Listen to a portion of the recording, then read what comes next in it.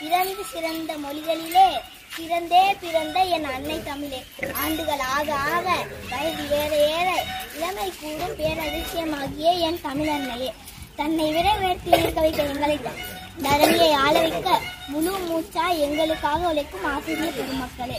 பணிகள் பல இருந்தும் என் பள்ளியில் சுதந்திர தின விழாவை சிறப்பு கண்டிருக்கும் பெற்றோர்களே, பெரியோர்களே, அறியாமையை சுருக்கி அறிவை பெருக்கி நாளை உலகை ஆள காத்திருக்கும் என் பள்ளி தோழர்களே, உங்கள் அத்துணை பேரையும் வணங்கி பேச போகிறேன். என் தலைப்பில் இறங்கி நான் ஜெயிஹிதா 5ஆம் வகுப்பு படிக்கிறேன்.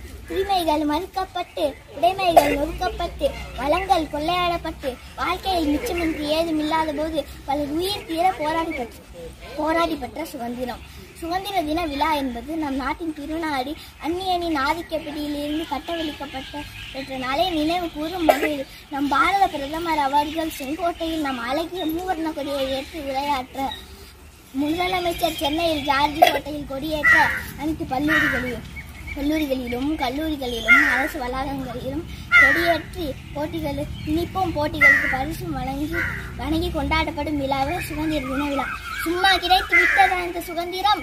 எத்தனை கசையடிகள், எத்தனை போராட்டங்கள், எத்தனை தியாகங்கள், அத்தனைக்கும் முற்றுப்புள்ளி வைத்த 1947ஆம் ஆண்டு ஆகஸ்ட் மாதம் 15ஆம் நாள் சுதந்திரம் என்ற காற்றை மலர் செய்து சென்றனர். நம் இந்திய திருநாட்டில் சுதந்திரம் என்ற காற்றை சுவாசிக்க பலர் பாடுபட்டனர். அண்ணல் காந்தியின் அகிம்சையால் கிடைத்த சுதந்திரம், பகத்சிங்கின் புரட்சியால் கிடைத்த சுதந்திரம், வேலுநாச்சியாரின் லட்சியத்தால் கிடைத்த சுதந்திரம், கட்டபொம்மனின் கம்பீரத்தால் கிடைத்த சுதந்திரம், கொடிகாத்த குமரனின் கொந்தளிப்பால் கிடைத்த சுதந்திரம், இன்னும் பல தியாகிகளின் உயிர் தியாகத்தால் கிடைத்த சுதந்திரம்.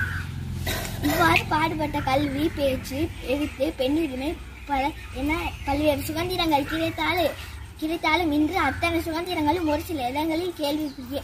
இப்படி பாடுபட்டு பெற்ற சுதந்திரத்தை கயவர்களின் கையில் பாழடை செய்து விடாமல் காப்பது நம் ஒவ்வொருவரின் கடமை.